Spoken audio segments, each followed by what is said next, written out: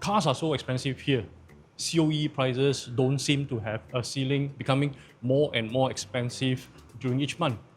And as an average income owner here in Singapore, right, how are we able to afford getting a car today?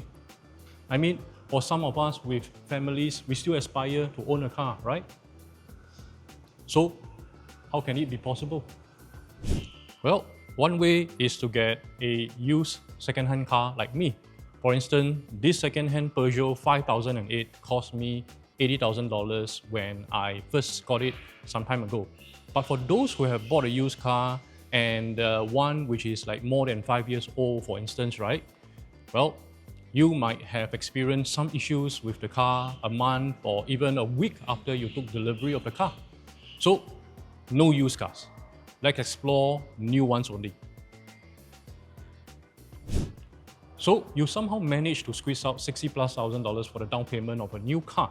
But what kind of car can a typical family get today for this kind of money?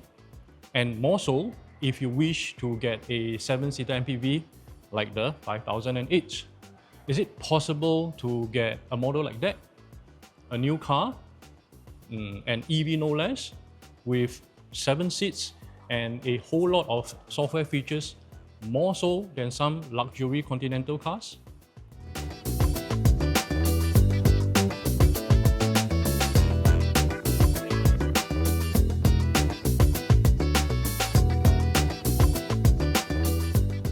So, looking at their brochure, BYD lists that this newish M6 MPV can do everything that my Peugeot 5008 does, but better, safer, and for cheaper.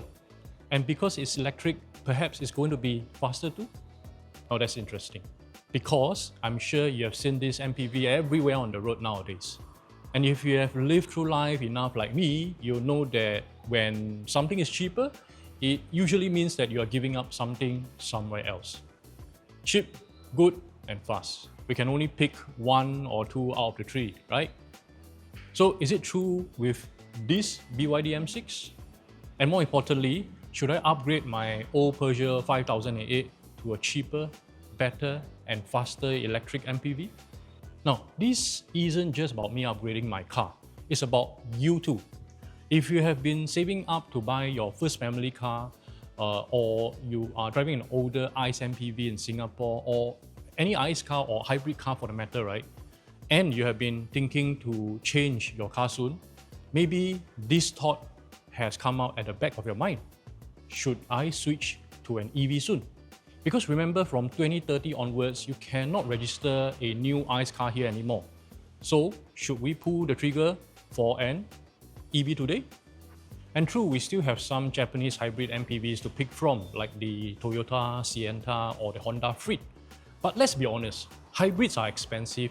Like the Sienna costs $190,000 today from authorized dealers. And for this price, right, the design, well, let's just say that it is safe and you have given up on your driver's life if you are owning one. And frankly, right, the third row rear seats are really not for adults. So honestly, if you ask me, I think it's time we start looking at Chinese MPVs, especially those like the BYD M6 that promises big features at a smaller price tag, especially this claim. I mean, what's the harm to give it a try, right? But before I start talking more about the M6, let me put up some consideration first in choosing this BYD M6. Because when it comes to 7-seaters, there is a plethora of choices. I mean, if you can afford it, there's a Toyota Alphard or the Denza D9 class of luxury MPVs. But those are like $300,000+. So no, not in my consideration here. Then there are those 7-seater SUVs from the more mainstream luxury brands like the Mercedes GLB. Still at $270,000+ is out of my budget. So I'm settling with this compact MPV class with a price tag of around $180,000 or lower, which my Peugeot 5008 falls in if it's new. Speaking of my 2018 Peugeot 5008, right? Well, it has been a good workhorse. It's ferried my video gear on a daily basis to locations. It's helped my crew to JB for cohesions. And at times, when we are driving one car, the entire family could squeeze into it. No, it's not very pleasant for the third row occupants, but it does the job.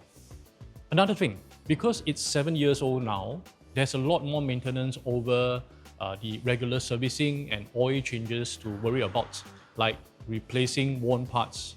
And in my case, right, fixing a mysterious leak that don't know come up from where one. And let's not forget about tech. In 2018, my Peugeot felt advanced with adaptive cruise control, lane keep assist, and this futuristic dash with this digital cluster set above the steering wheel. But now in 2025, the infotainment screen is sluggish, the reverse camera is a joke,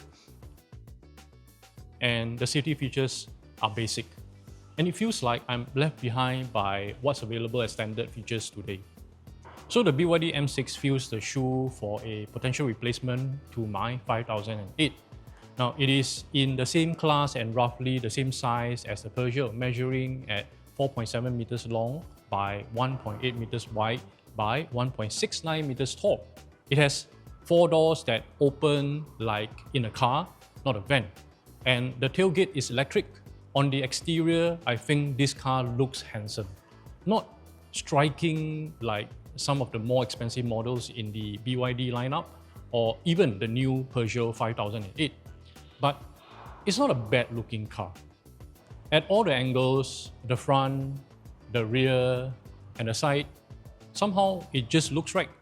Unlike, in my opinion, the Honda Stepwagon or the Toyota Noah. You know, those tall MPVs? Now the M6 reminds me of the Honda Stream, if you remember that one, which was a handsome car that some people even call it sporty. My only nitpick is this. What is this space here?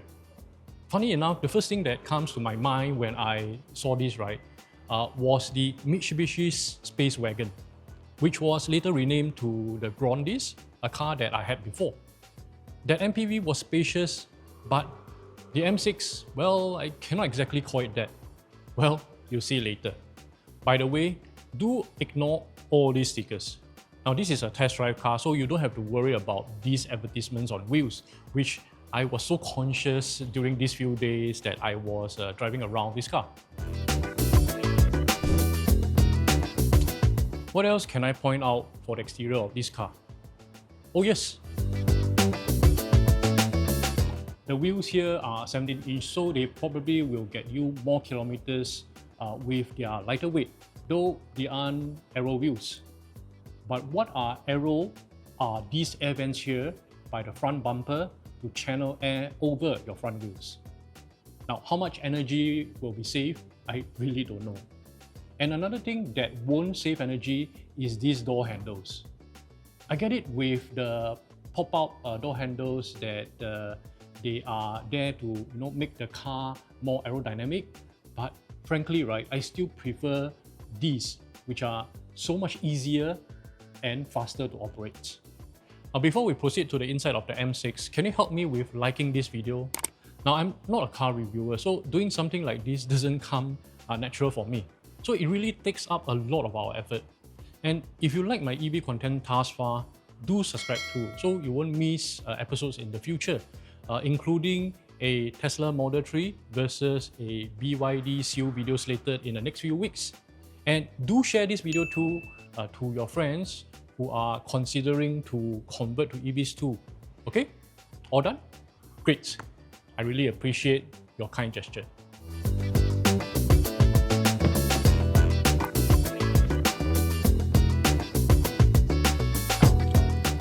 Now, the interior of the M6. Unfortunately, the handsomeness wears off somewhat. I won't call the interior ugly, but there is really nothing to shout about. First, we find the more conventional 232 seating that the most budget MPVs come with, and that's not a bad thing without those business class captain seats in the middle row. For me at least, that means the car can at least sit 5 with the rear seats folded for my gear.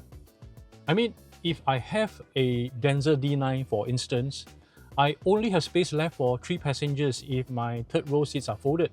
So one of my crew has to walk. Anyway, more on the interior, starting with this driver seat. Now for this seat, it is a simple 6-way electrically adjustable seats and 4 ways only at the front passenger side. But both are ventilated. And honestly, if you haven't experienced aircon seats before, you really appreciate it on a hot day in Singapore, which is like every day nowadays. Another few things that show that this is a budget car are the seat material, the design, and the comfort. They do the job, but they aren't exactly what I call comfortable. I suspect I might not be able to comfortably survive a 5-hour drive to KL. But again, I might be spoilt by the higher specs BYD models, which means that I also noticed the hard plastics fitted everywhere in the cabin. Now even this forced wood laminate reminds me of the same plastic wood panels in the JDM Honda Freed.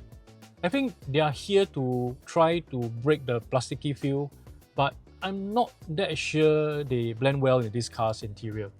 Back at the driver's cockpit, the steering wheel here is fine with the plethora of buttons and scroll wheels that you will get used to after driving this car for a few days. But the cluster design behind the wheel is a weak point. It looks dated, especially in an EV. Now, I'm not saying that the analog dials are not good, but they look like an inheritance from a 10-year-old car.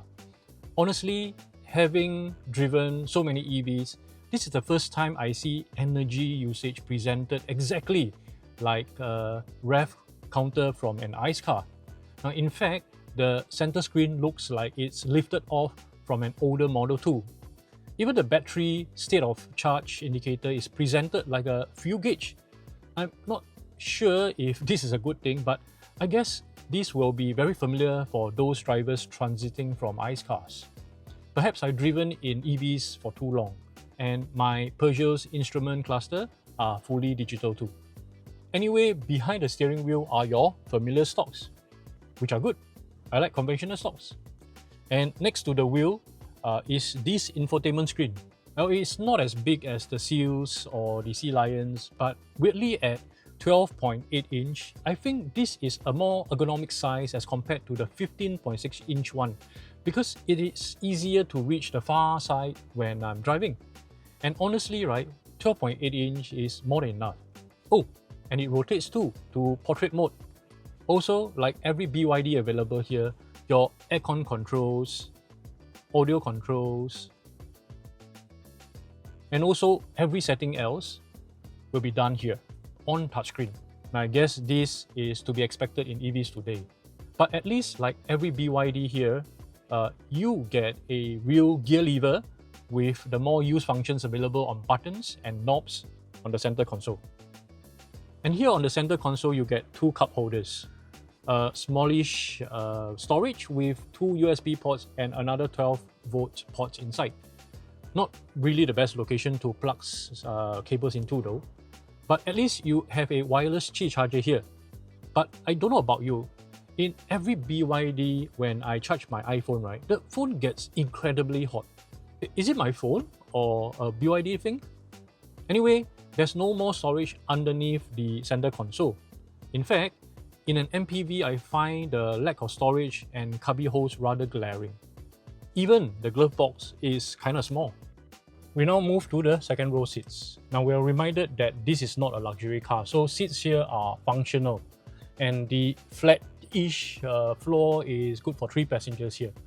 Knee room is quite okay, and headroom too, even for me who is 1.8 meters tall. But what's the centerpiece of the conversation has to be this huge one-piece glass roof. What's even better, it can be closed when the weather is too hot. Now, speaking of hot, rear passengers here can control their own fan speed for the aircon from the ceiling vents. And I prefer ceiling vents to those positioned at the back of the center console anytime for better airflow. Now to the third row seats. Now, understand that this isn't a full-size MPV, so the seats here are not meant for tall adults like me. But for short trips, right, I can probably survive here. Unlike in my Peugeot, whose rear seats are purely for those of 1.6 meters or shorter. And here the M6, right, the rear passengers get their own cup holder and speakers too. But having criticized the stock speakers in the Tesla Model Y in one of my previous videos, I must say that these speakers here are much worse. You cannot be fussy with audio quality, staging, or even loudness if you have to live with the sound system in this car. So having toured the 3 rows of seats, we head to the boot now. Now with all 3 rows up, the space is really not very useful unless you're just putting a few bags of groceries after a supermarket haul. And underneath the floorboard, there is some space, but it's all occupied with these stuff already. Now BYD states a capacity of 180 liters with all 3 rows up, but it expands to 580 liters when the 3rd row seats are down, and now you get tons of space. I tried putting all my video gear here, and there's really more than what my Peugeot can carry.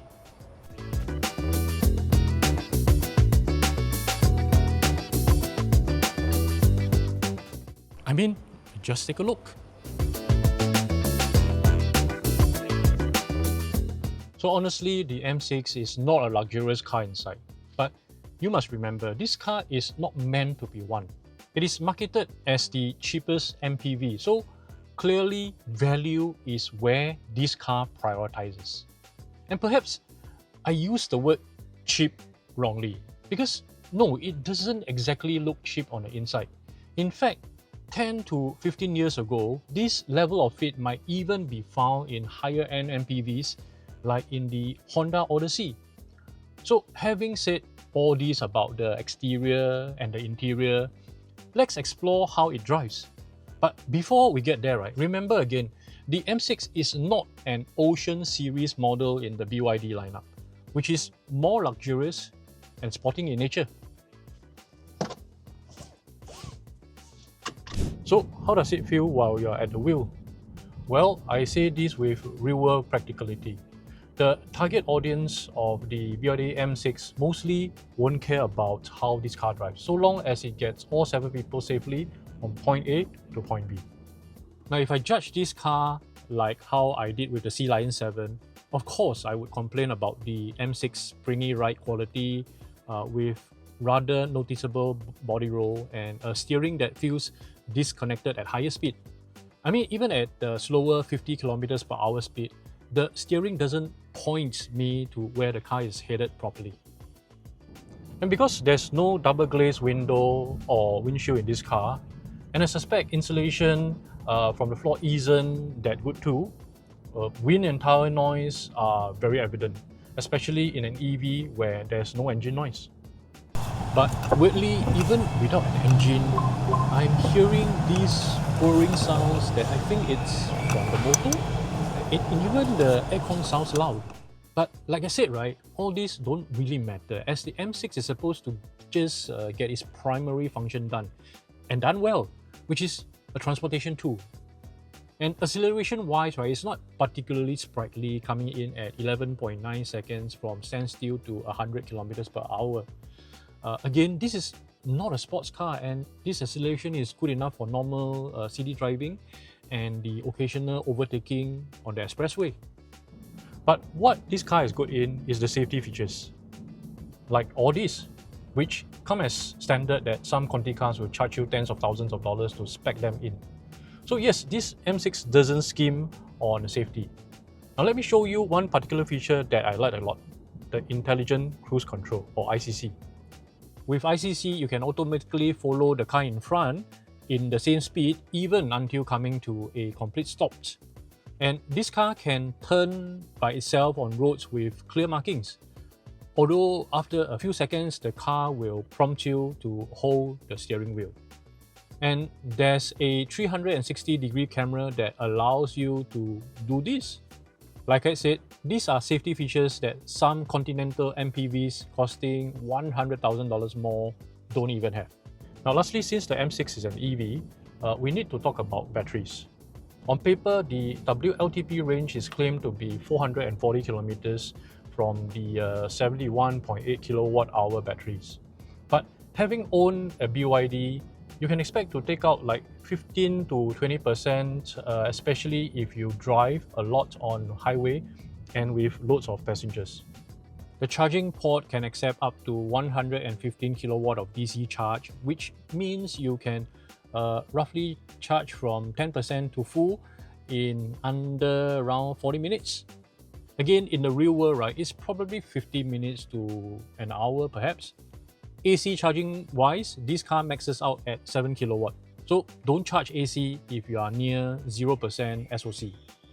Essentially, all these are respectable and totally acceptable for an EV today.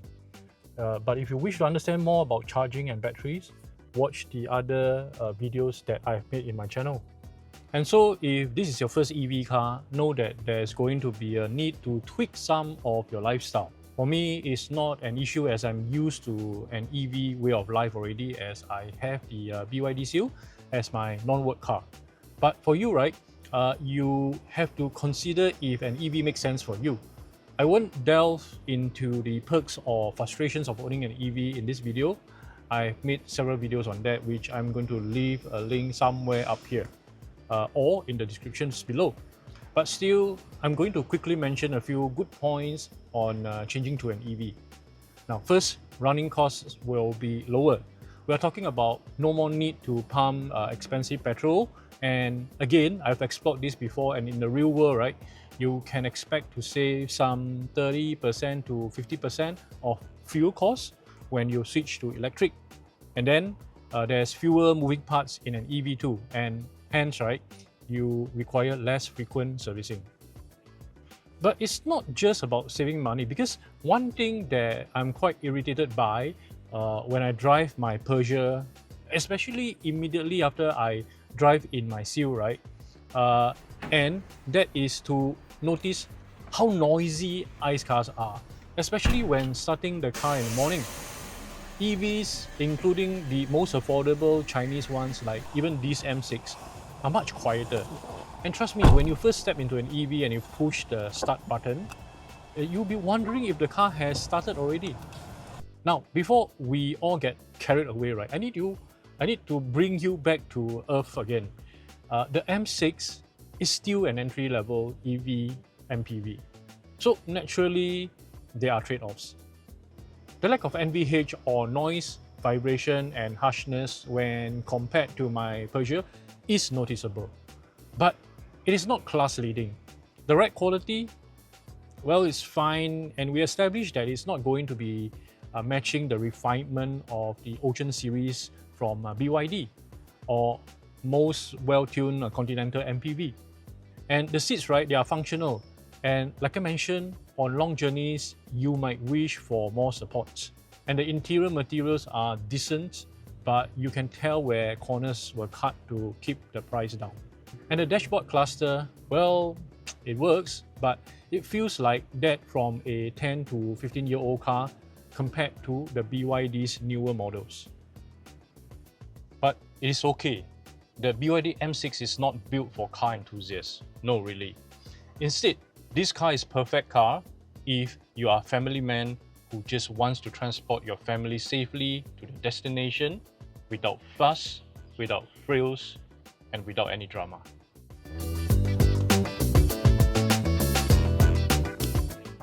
And as an added bonus, because it is an EV, even though it is the most affordable MPV like what BYD claims, you get the perks of driving electric. Like all the things that I've mentioned earlier. Cheaper running costs, no oil maintenance required, quiet drive, much better torque, and much more. And with more and more charging stations added to our island every month, right, charging will eventually become more convenient than pumping petrol. So after all this, what is my take specifically for my Peugeot 5008? Well, it is 7 years old and it's showing its age with leaks and rattles, but it still works. Yes, the BYD M6 offers much more modern tech, cheaper running costs, and another fresh start to the EV world, though it is still a $170,000 investment. So what's your advice? Do I stick with what I have for a few more years until the Peugeot COE is up?